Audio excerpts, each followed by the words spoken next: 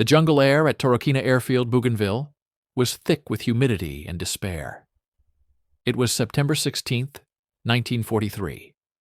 Captain James "Jimmy" Sweat stood on the rough-hewn airstrip, his knuckles white, as he watched a trail of black smoke etch a cruel scar across the brilliant blue sky.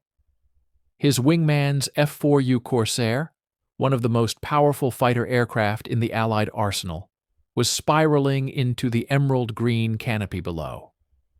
The radio, which had been crackling with frantic communication, fell silent, mid-sentence. That was the third plane Marine Fighter Squadron 213, the Hellhawks, had lost that week. The cause was not a superior Japanese aircraft, nor was it a mechanical failure. It was a silent, systemic killer. Wasted ammunition. Sweat's own gun camera footage from the engagement told the brutal, unforgiving story. He had fired 400 rounds of .50 caliber ammunition at a nimble Japanese Zero from a distance of 300 yards. On the grainy film, he could see the tracer rounds, a perfect envelope of death, passing above, below, and to either side of the enemy fighter. A perfect ring of fire with nothing but empty sky in the center. The Zero, piloted by a skilled aviator who understood the Corsair's fatal flaw, had escaped unscathed. Just 2 minutes later, that same Zero had executed a textbook maneuver and shot down Sweat's wingman. The frustration was a physical ache, a cocktail of rage, grief, and helplessness. Across all Marine fighter squadrons in the South Pacific, the numbers were catastrophic and defied logic. The F4U Corsair possessed overwhelming advantages in speed, armor, and firepower. It was armed with 6 devastating M2 Browning machine guns and carried 3,000 rounds of ammunition, enough for a blistering 25-second sustained burst of fire. Yet, despite this raw potential, Marine pilots were achieving a dismal kill ratio of just 3.2 to 1 against the lighter, less protected Japanese Zeros. Pilots were returning from sorties with their ammunition bays empty, having expended all 3,000 rounds, and were lucky to have scored a single, often non-lethal, hit. The problem was not the courage of the pilots. It was not a flaw in the machine guns themselves. The problem was an engineering specification buried deep in the Corsair's technical manual. Gun harmonization. Gun harmonization, or convergence, was the point in space where the trajectories of all 6 wing-mounted machine guns were designed to meet. Following standard practice since the biplane era of World War I, the engineers at Sikorsky had set this convergence point at 1,000 feet. The theory was sound. At that range, a pilot would have time to aim, lead the target, and fire a sustained burst as the enemy aircraft passed through this kill zone. However, the brutal reality of aerial combat in the Pacific rendered this theory obsolete. At 1,000 feet, the bullet spread from the Corsair's guns, which were spaced across 16 feet of wingspan, formed a cone that was approximately 30 feet in diameter. A Japanese Zero had a wingspan of 39 feet.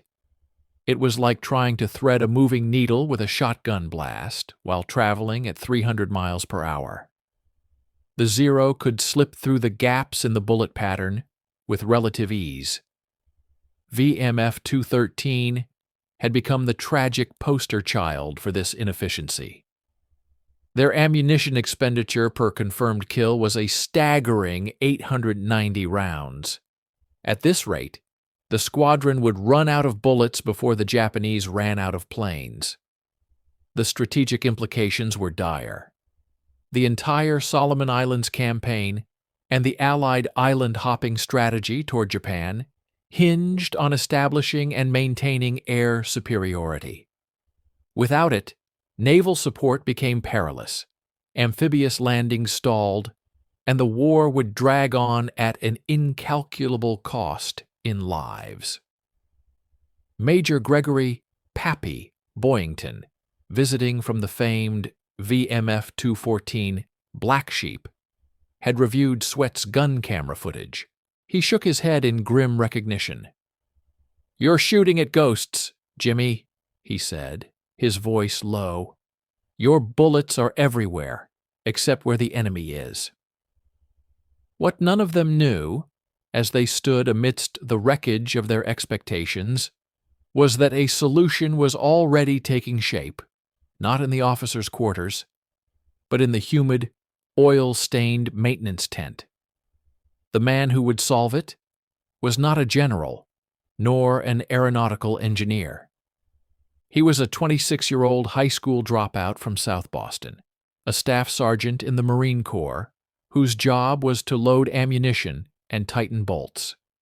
His name was Michael "Mickey" McCarthy, and his unorthodox, unauthorized, and utterly brilliant modification was about to transform the Corsair from a frustrating underperformer into the most lethal fighter of the Pacific War. The stage was set for a radical act of defiance that would change the course of the air war.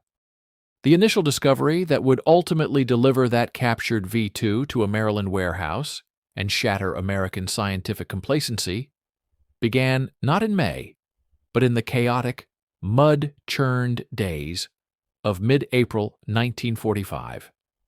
As the Third Reich crumbled, American forces of the 3rd Armored Division, known as the Spearhead, raced across central Germany. Their objective was to secure territory and capture key assets before the advancing Soviet Red Army. On April 11th, probing the forested slopes of the Harz Mountains near the town of Nordhausen, a patrol stumbled upon a nondescript railway entrance leading into the Kohnstein Mountain. What they found inside would defy all previous Allied intelligence about German industrial capabilities. Descending into the dank, cold depths, the soldiers switched on their flashlights, the beams illuminating a sight that seemed to belong more to a dystopian novel than to reality. This was the Mittelwerk, or Central Works, a subterranean factory complex of unimaginable scale. Tunnels, reinforced with concrete and stretching for miles, branched off into a labyrinth of production halls. The air was thick with the smell of oil, metal, and decay.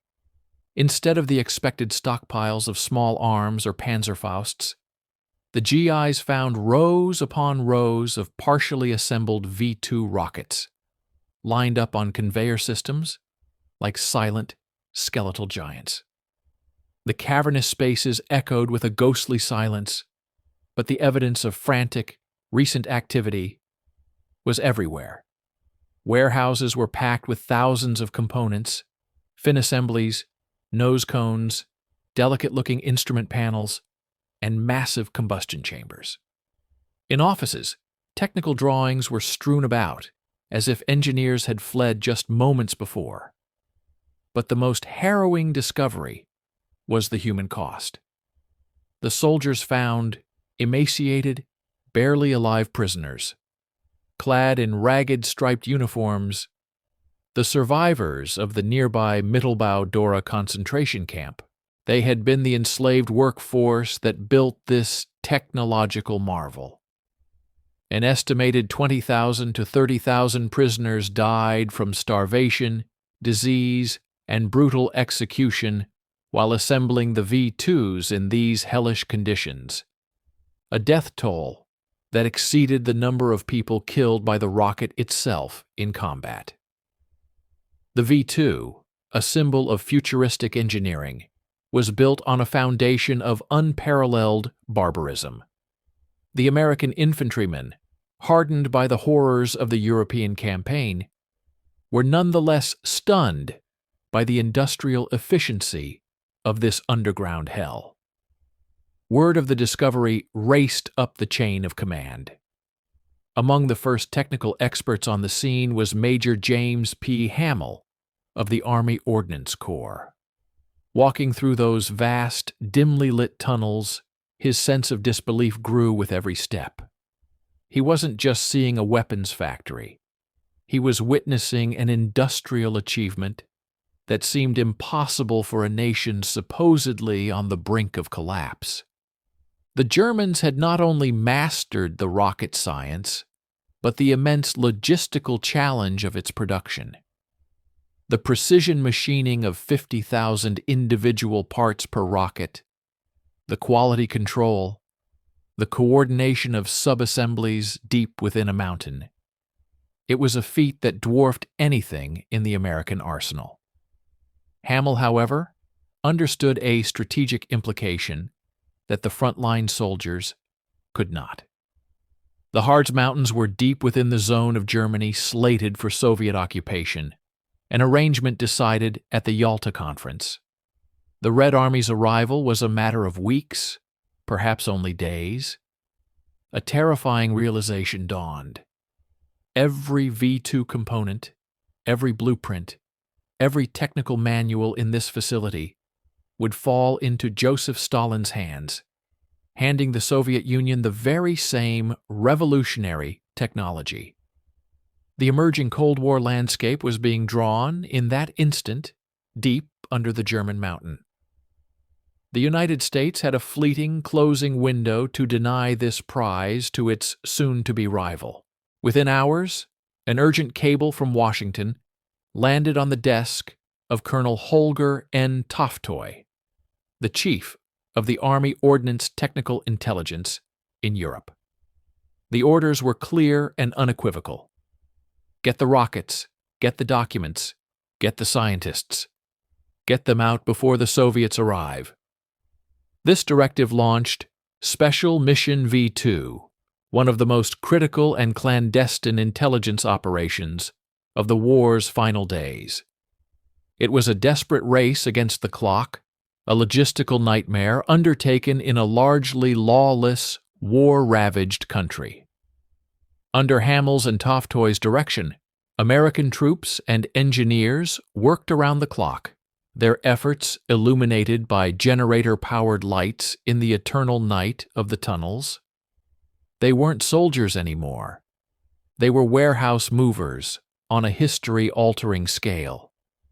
They carefully crated up complete V2s and subassemblies, loaded tons of technical documents onto trucks, and directed a seemingly endless stream of flatbed rail cars into the mountain's hidden sidings. The operation was a masterpiece of improvisation and determination. When they were done, an astonishing 341 rail cars had been filled with the spoils of the Mittelwerk, enough hardware to build approximately 100 complete V2 rockets.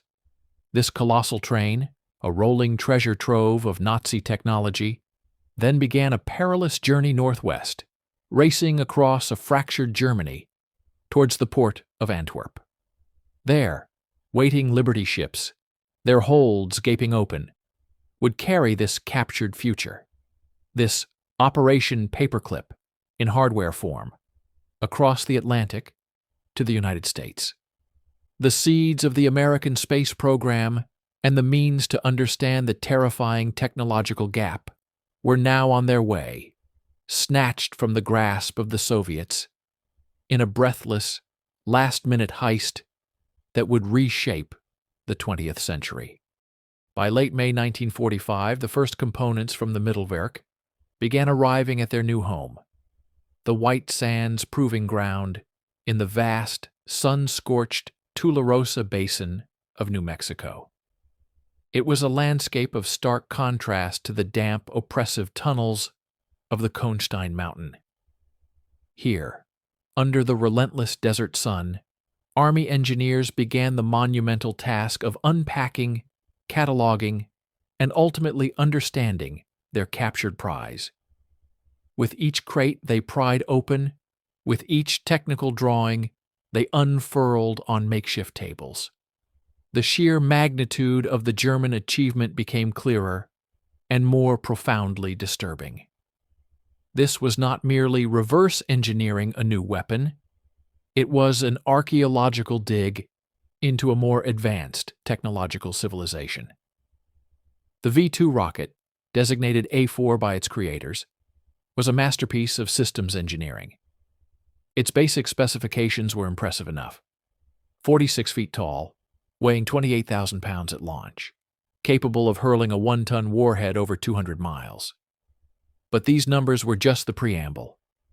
The real revelation, the series of gut punches to American confidence, came as teams of the nation's best engineers began the meticulous process of disassembling the rocket, subsystem by subsystem, and discovered that every component represented a leap of logic and materials science. The heart of the beast was its engine, a massive combustion chamber at the base of the rocket. To American engineers familiar with the sputtering experimental firings of Robert Goddard's designs, the reported performance of the V-2's engine was staggering. It produced 60,000 pounds of thrust. Goddard's lifelong work had culminated in an engine that achieved 985 pounds. The Germans had created something 60 times more powerful, and they hadn't just built one.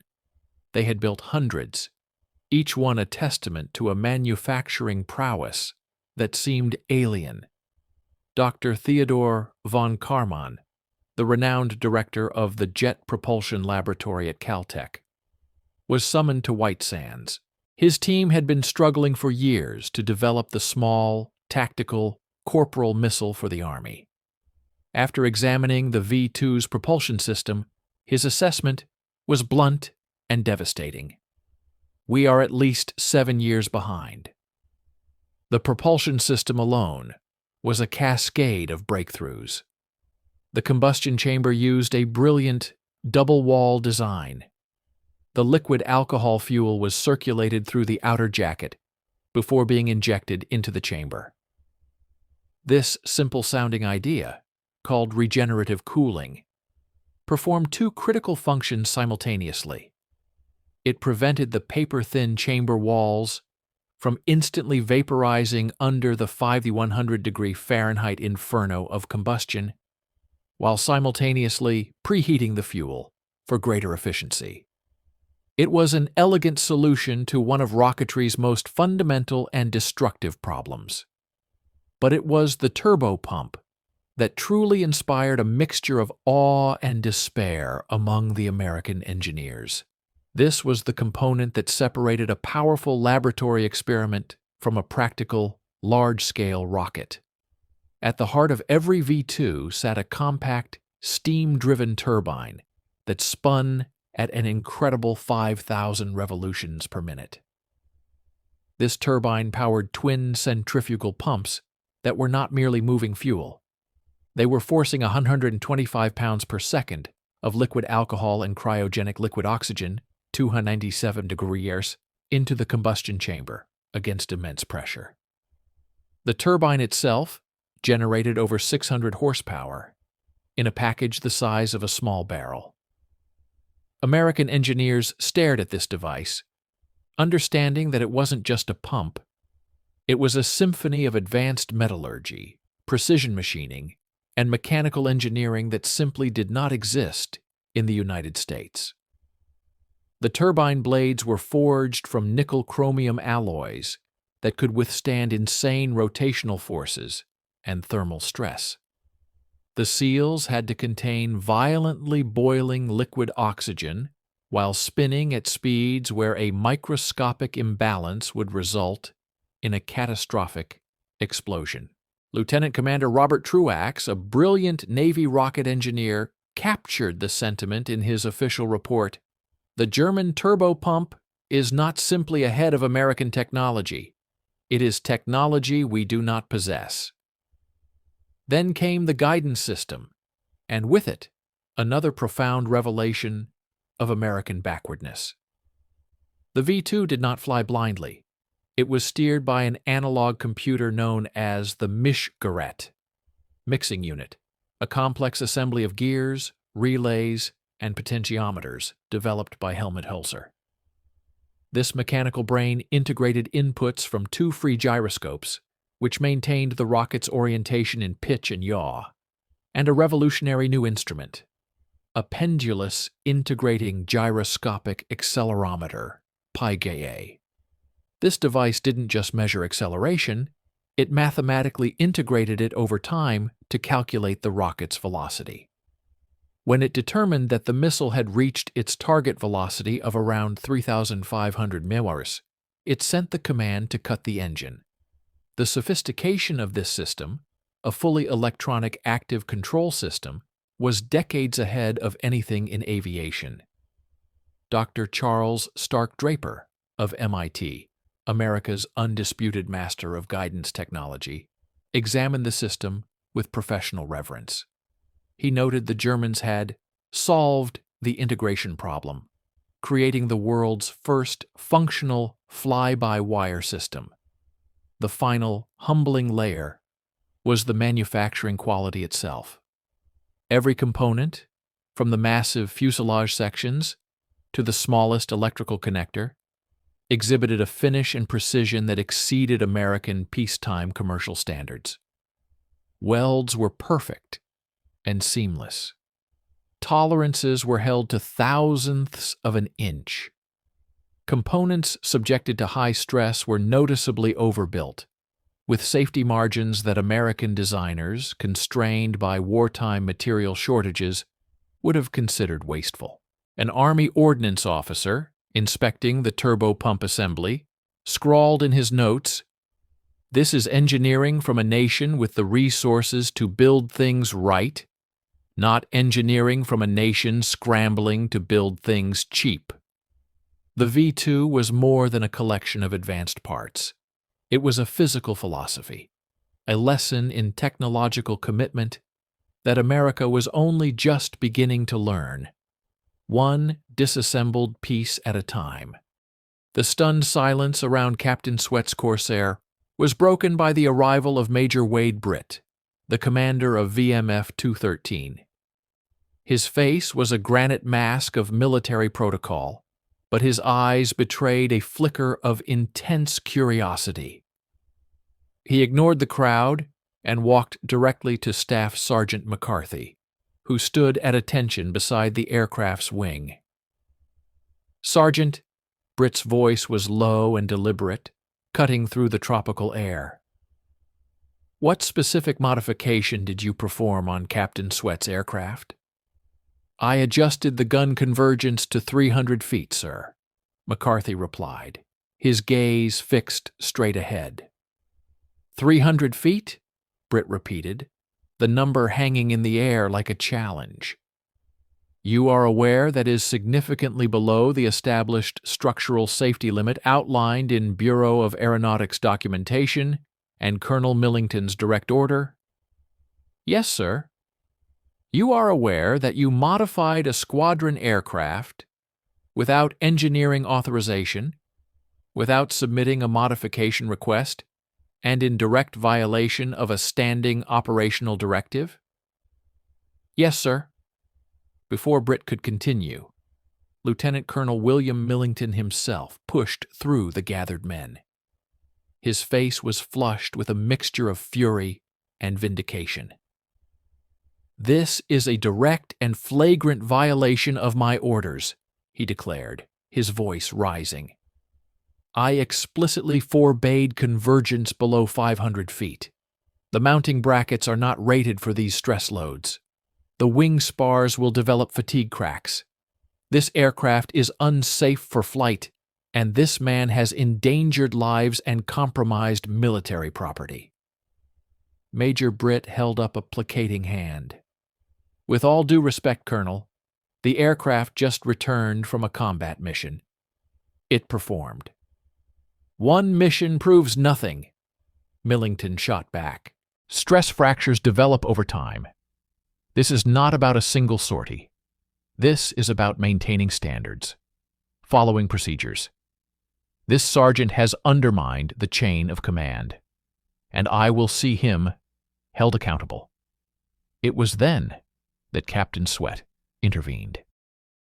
He stepped forward, still in his flight gear, the scent of cordite and high-octane fuel clinging to him. "Sir," he said, his voice calm but firm. "With that modification, I just shot down 5 Japanese aircraft. 5. I used 200 rounds. Before today, I needed 400 rounds to maybe hit one, let alone kill it. That's not the point. The point is, I still have over 1,800 rounds left in my bays. I could have killed 10 more. The point, Captain, is that regulations exist for safety reasons," Millington countered, though the sheer weight of Sweat's claim visibly shook his conviction. Another voice joined the fray. Lieutenant Robert Hansen, a young pilot whose frustration had been mounting for weeks, stepped forward. "Sir, permission to have my guns modified the same way. Immediately." "Denied," Millington barked. "Sir," Hansen persisted, his voice tight with emotion, "we are dying out there because we can't hit anything. We're burning through ammo and coming home empty-handed while the Zeros pick us off. Sergeant McCarthy just proved we can fix it. He proved we can win." The scene escalated into a heated argument. Pilots, their courage bolstered by Sweat's incredible results, began shouting demands for the modification. The engineering and operations officers, their authority challenged, cited regulations, structural limits, and the sanctity of the chain of command. The air was thick with shouts of court-martial and kill ratios. Major Britt let the chaos roil for a full 2 minutes. Then he let out a sharp, piercing whistle that silenced everyone. He turned his back on the fuming Lieutenant Colonel Millington and looked directly at McCarthy. "Sergeant McCarthy," Britt said, his voice now quiet, but carrying to every man present, "can you modify every flyable Corsair in this squadron to 300 feet convergence by tomorrow morning?" Millington exploded. "Britt, you cannot authorize this. This is insubordination. I am reporting this directly to General Geiger." "Good," Britt replied, his eyes still locked on McCarthy. "That saves me the trouble. Sergeant?" McCarthy, understanding the monumental trust being placed in him and the career-ending risk his commander was taking, gave a single, sharp nod. "Yes, sir. I can do it." "Then do it," Britt commanded. "Every aircraft, 300 feet, tonight." Millington's face turned a deep shade of crimson. "This is mutiny. I am documenting this. You will all be court-martialed." Britt finally turned to face him, his own command authority radiating outwards. "Colonel," he said, his voice cold and final, "if this works, court-martial me. If it doesn't work, the Japanese will kill us all anyway. Either way, McCarthy is doing it." That night, the flight line at Torokina became a scene of clandestine, revolutionary industry. Under McCarthy's direction, a team of ordnancemen worked through the darkness, their efforts illuminated by hooded lanterns. The sounds of hacksaws, welding torches, and tightening wrenches played a symphony of defiance against the distant rumble of artillery. By dawn on September 20th, 1943, 22 Corsairs of VMF 213 stood armed not just with machine guns, but with a new, terrifying principle. The U.S. Marine Corps, stifled by doctrine, was about to be saved by the grit and genius of a sergeant and the commander who had the courage to follow him. The Japanese, confident in their tactical superiority, had no idea what was coming. The dawn of September 20th, 1943, revealed a transformed squadron at Torokina Airfield. 22 F4U Corsairs stood ready, their gun barrels angled inward with a new, purposeful aggression.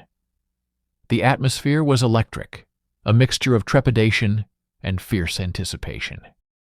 At 1140 hours, the call came. Radar detected a large formation of Japanese aircraft, 12 Zeros and 8 Betty bombers, headed for Allied positions in Empress Augusta Bay. 8 of the modified Corsairs of VMF-213 scrambled to intercept. What followed was not a dogfight. It was a demonstration of overwhelming, concentrated firepower. Lieutenant Robert Hansen, flying a newly modified Corsair, made the first attack. He selected a Betty bomber, closed to what felt like an unnervingly close 300 feet, and fired a 2-second burst. The result was catastrophic. The bomber's right engine disintegrated, the wing folded upward, and the entire aircraft became a falling torch. Hansen broke left, lined up a Zero, and fired a 1-second burst.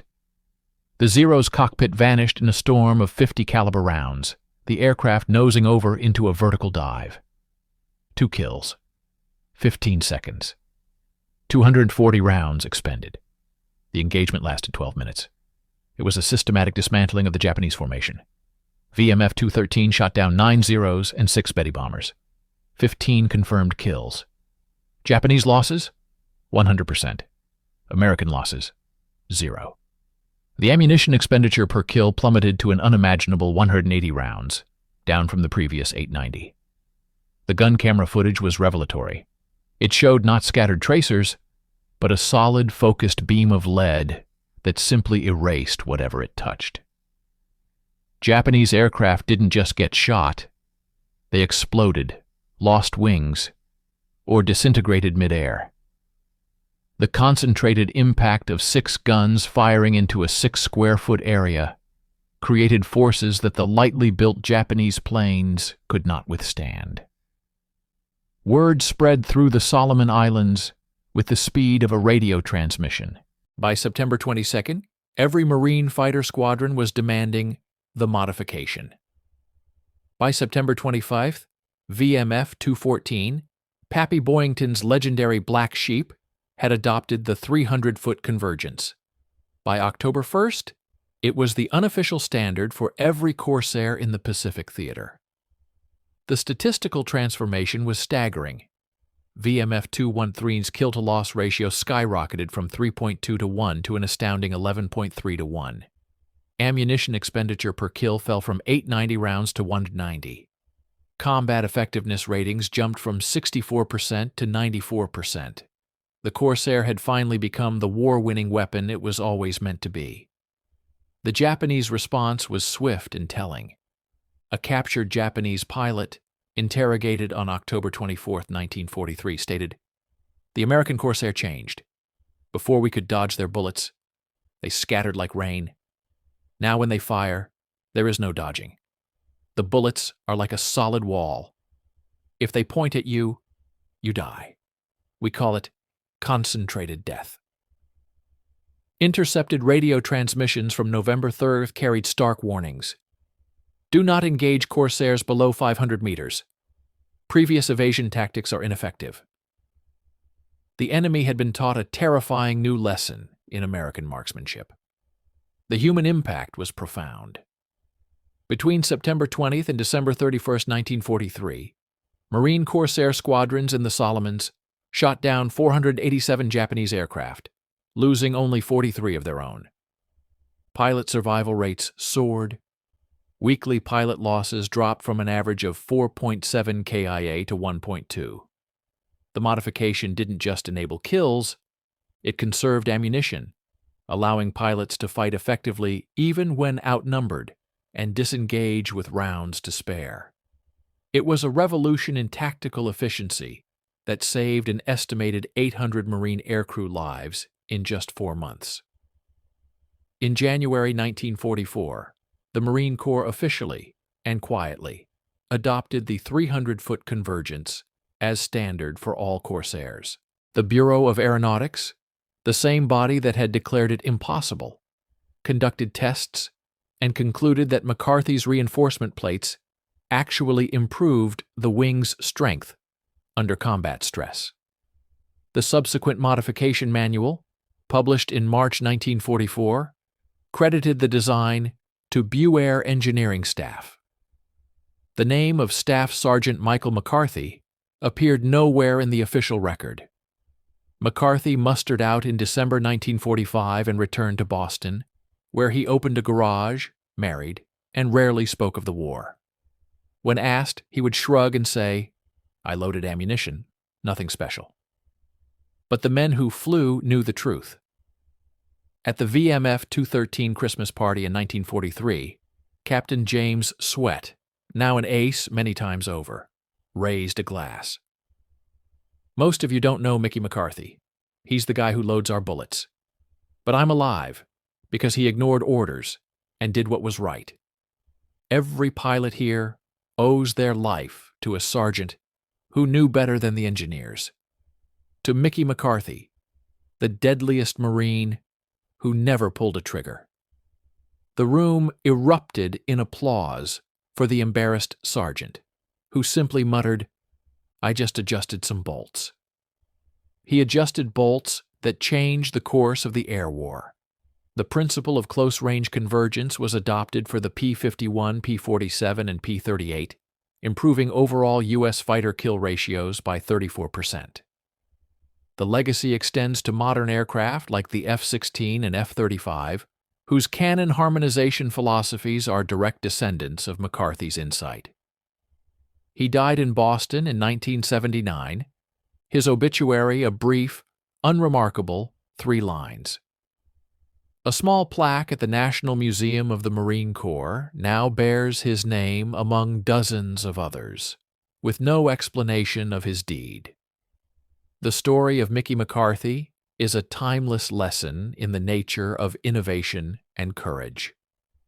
It proves that the most transformative solutions often come from the ground level, from those who intimately understand the tools and the problem. It demonstrates that true leadership is sometimes about knowing when to sanction defiance for the greater good. And it reminds us that the annals of history are filled with unheralded heroes, the quiet individuals who, armed with nothing but a wrench, a keen mind, and the courage to challenge convention, truly change the world. The F4U Corsair didn't achieve its legendary status solely through its design. It became a legend because a sergeant from South Boston looked at a problem everyone else accepted and refused to.